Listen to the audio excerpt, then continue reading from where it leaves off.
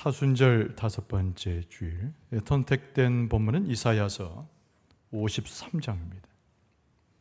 구원주 예수 그리스도란 제목으로 은혜를 나누고자 합니다. 성경의 모든 말씀은 어디에 모여져 있는가? 구약은 39권, 신약은 27권으로 66권에 이릅니다마는 방대한 그 책의 모든 분량이 단 한 가지로 모아져 있습니다. 다른 이가 아닌 예수 그리스도 오심과 역사하심, 구원하심의 은총에 성경은 다 집중되어져 모여 있습니다. 특별히 구약 성경에 나오는 이사야서는 예수 그리스도의 오심과 그의 의미를 우리에게 일러주는데 예수님을 신앙하고 살아가는 우리에게 굉장히 도전이 되는 하나님의 말씀입니다. 특별히 이사야서 53장, 하나님과 우리 사이의 사랑과 은혜가 충만한 가운데 예수 그리스도의 오심에 대한 예언의 말씀이 여기에 기록되어져 있습니다.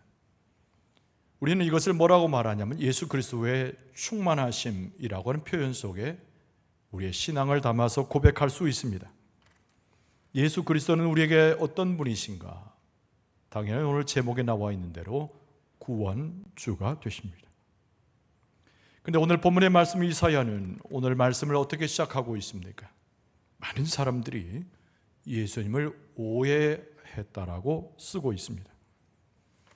예수님께서 걸어가신 길은 십자가의 길이요 죽는 길이었습니다. 고통입니다. 그리고 고난 그 자체입니다. 그러나 예수님은 침묵하셨기에, 다른 말로 변명하지 않으셨기에 많은 사람들이 예수님께서 걸어가신 그 길을 오해했습니다. 예수님은 끝까지 참으셨습니다. 많은 사람들의 오해와 박해 그리고 핍박 속에서도 오직 하나님의 뜻만 생각하셨던 분이 예수님입니다. 예수님께서 십자가 위에 달리셨을 때 마지막 기도로 하나님 앞에 이렇게 고백하고 계셨습니다. 요한복음 19장 30절에 예수께서 신포도주를 받으신 후에 이르시되 다 이루었다 하시고 머리를 숙이니 영혼이 떠나가시니라.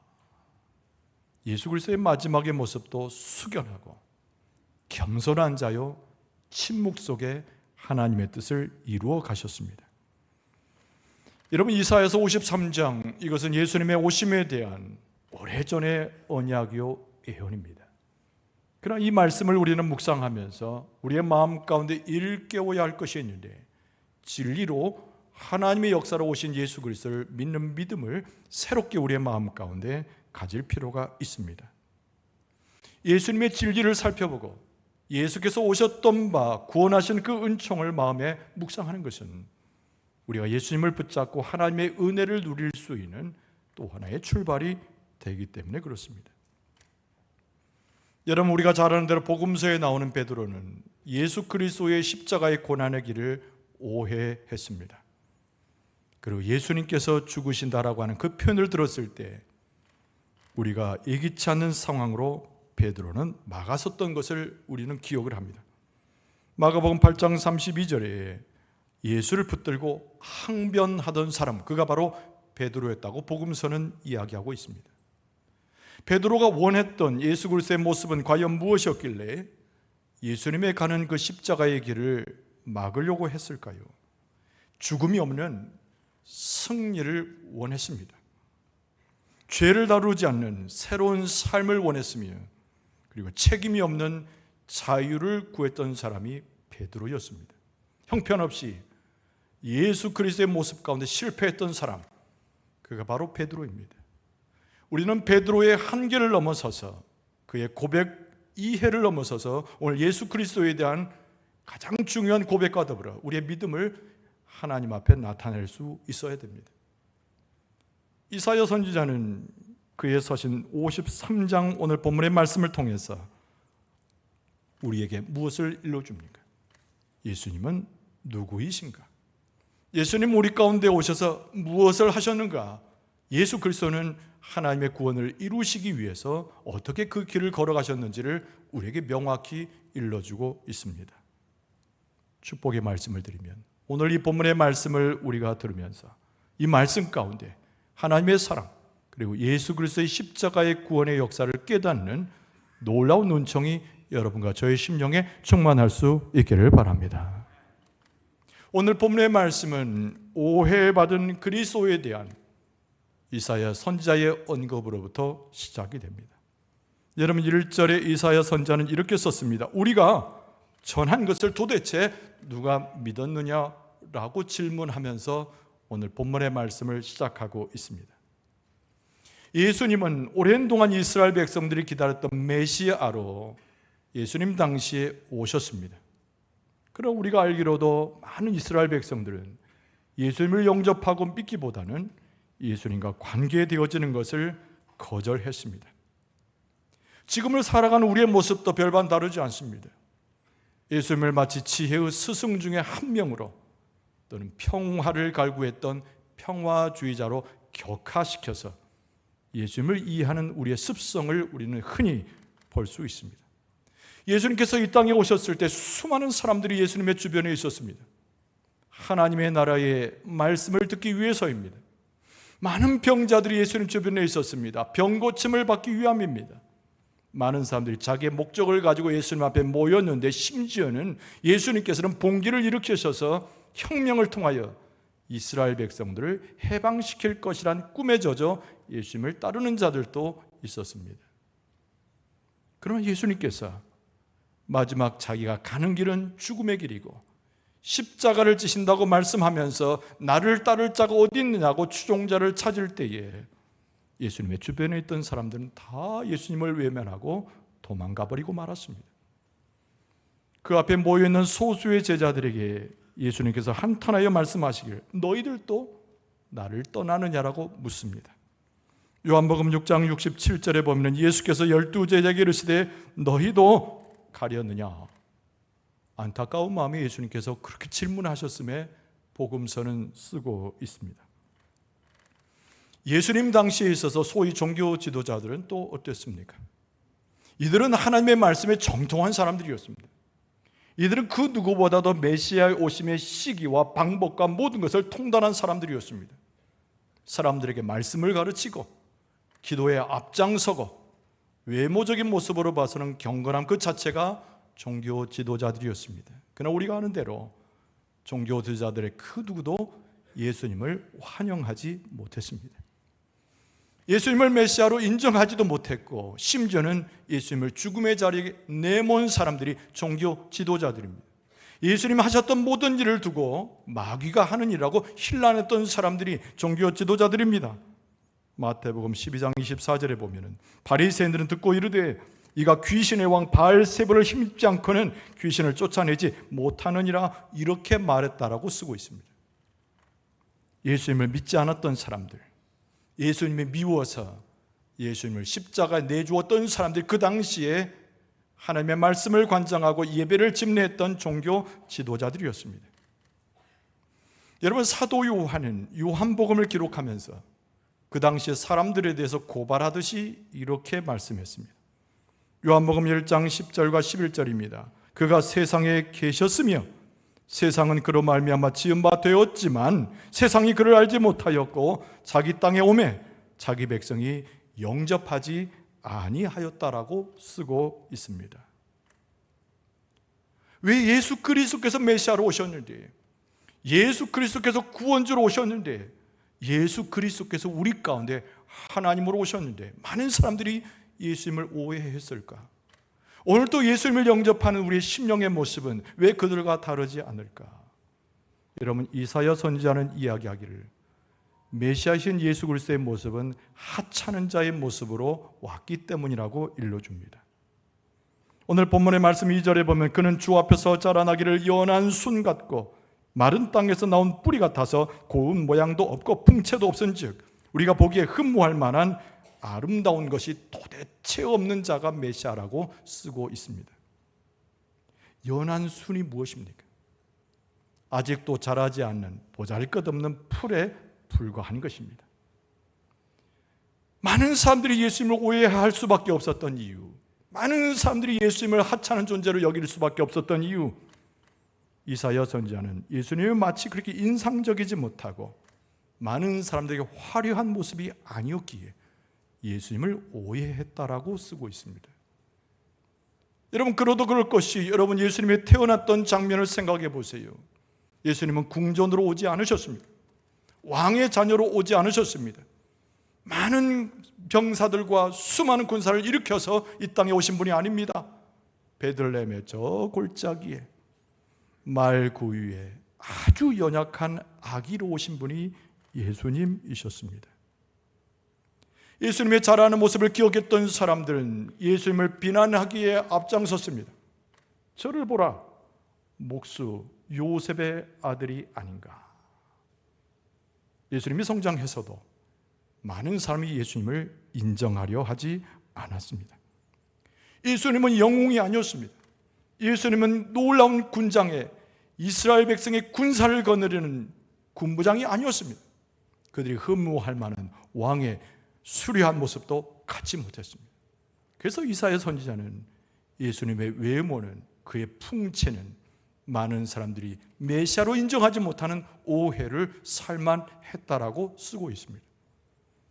더 나아가서 이사야 선지자는 예수님의 모습은 볼상사나워서 마치 죽어가는 자의 모습을 닮았다고까지 이야기합니다. 오늘 3절 말씀에 보면 그는 멸시를 받아 사람들에게 버림받았으며 간고를 많이 겪었으며 질고를 아는 자라, 마치 사람들이 그에게서 얼굴을 가리는 것 같이 멸시를 당한 사람, 그가 바로 메시아 예수 그리스도라는 거예요. 형편없는 대수술을 마치고 얼굴엔 흉터가 가득하고 비실비실해서 죽음을 앞둔 한 사람의 모양 마냥 예수님은 볼품없이 사람들의 모습에 보여졌으니 오해할 만한 것이라고 이사야 선지자가 이야기합니다. 심지어는 이사야 본인조차도 그리스도를 그 모양이라면 인정하지 않겠다라고 말합니다. 오늘 본문의 말씀 3절 하반절에 우리도 그를 귀히 여기지 아니하였도다, 이 말이죠.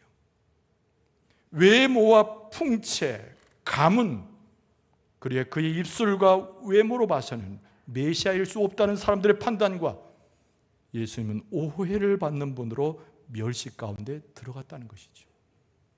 이사야 선지자는 오늘 우리에게 무엇을 말합니까? 예수님은 외모나 조건이나 환경으로 보는 것이 아니고 우리의 마음의 고동치는 믿음을 가지고 주님을 바라볼 것을 요청하고 있는 것입니다. 오늘 본문의 말씀 가운데 이사야 선지자는 무엇을 강조합니까? 예수님, 우리를 위해서, 나를 위한 십자가를 지신 분으로 예수님을 소개하고 있습니다. 오늘 본문의 말씀 중에 4절 이하의 법일은 많이 등장하는 표현이 우리 또는 우리들이란 낱말이 계속 이어집니다. 여러분, 4절 이하를 읽어드리면 그는 실로 우리의 질고를 지고 우리의 슬픔을 당하였거늘 우리는 생각하기를 그는 징벌을 받아 하나님께 맞으며 고난을 당한다 하였노라. 그가 찔림은 우리의 허물 때문이요 그가 상함은 우리의 죄악 때문이라. 그가 징계를 받음으로 우리는 평화를 누리고 그가 채찍에 맞음으로 우리는 나음을 받았도다 그랬습니다. 예수 그리스도는 진리 가운데 하나님과 우리 사이에 충만함으로 오신 분인데, 여러분 그 진리의 무게를 살피고 예수 그리스도의 구원의 그 역사를 깊이 통찰할 수 있는 자만이 그 마음 가운데 하나님이 주신 것이 있는데 그것이 바로 믿음이라고 하는 거예요.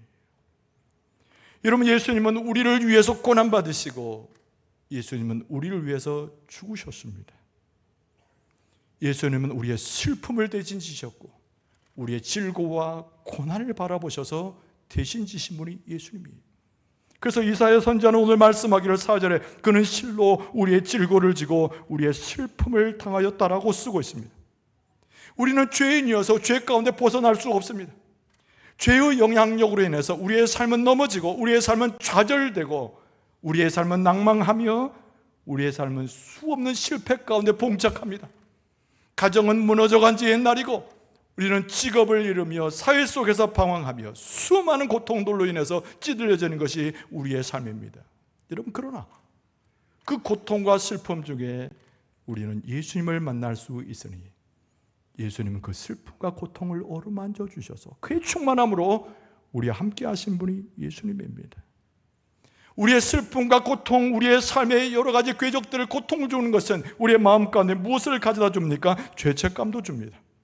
증오의 마음도 가져다 줍니다. 의심도 주고 수치심으로 가득 차서 나 스스로 어두운 골방에 스스로를 내어놓게 합니다.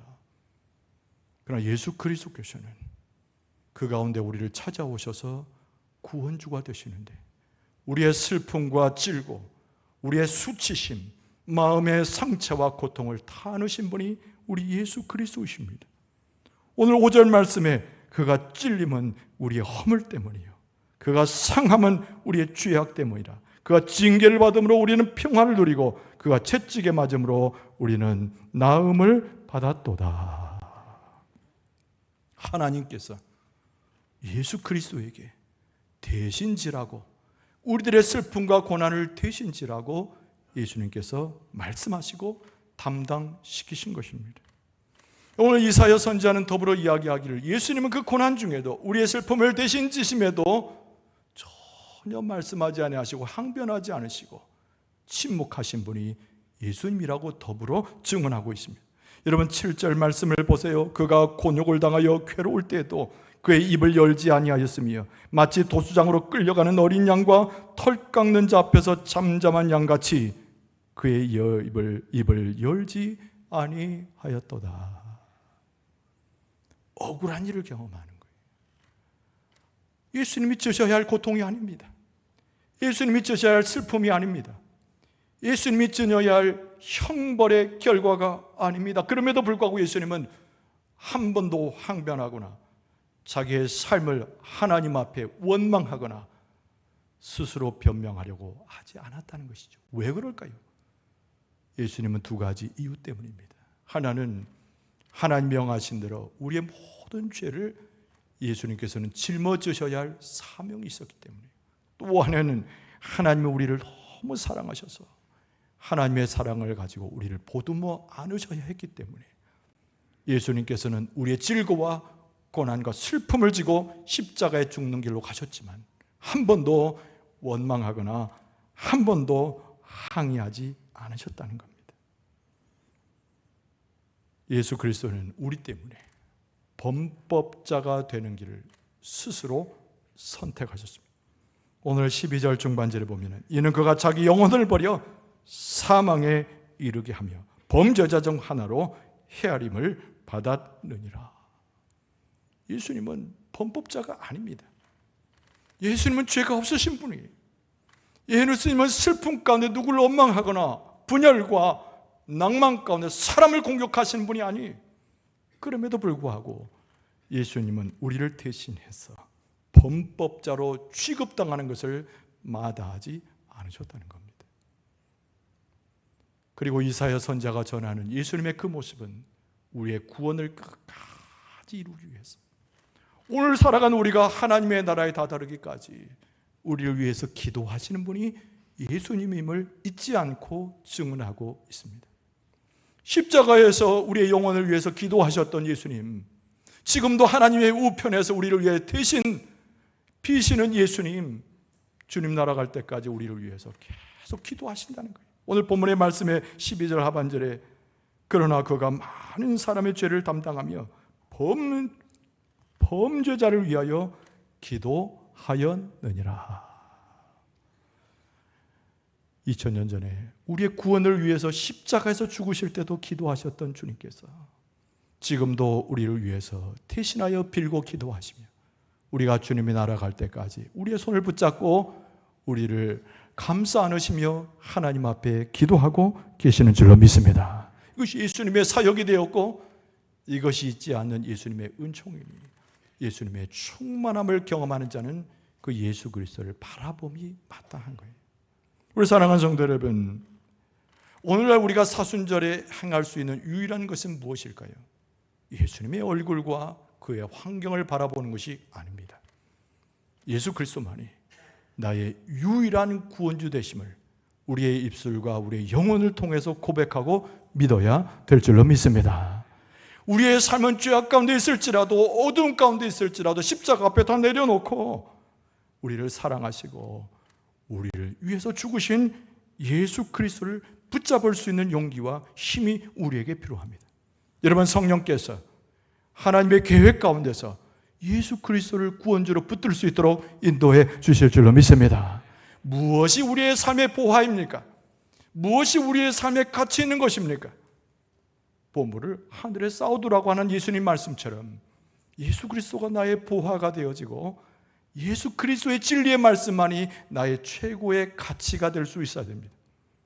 사순절에 예수 그리스도의 진리 가운데 믿음이 용솟음처럼 일어나고 하늘의 보화를 쌓아둔 자처럼 예수님을 바라보고 소망 가운데 살아간다면 구원과 더불어 하나님의 복을 우리에게 충만하게 하실 줄로 믿습니다. 승리할 수 있도록 이끌어 주실 줄로 믿습니다. 십자가를 소유할 수 있도록 인도하실 줄로 믿습니다. 예수님의 십자가 가운데서 구원을 성취하고 믿음으로 하나님 앞에 나아가는 여러분과 저의 모습 되어줄 수 있기를 주의 이름으로 축원합니다.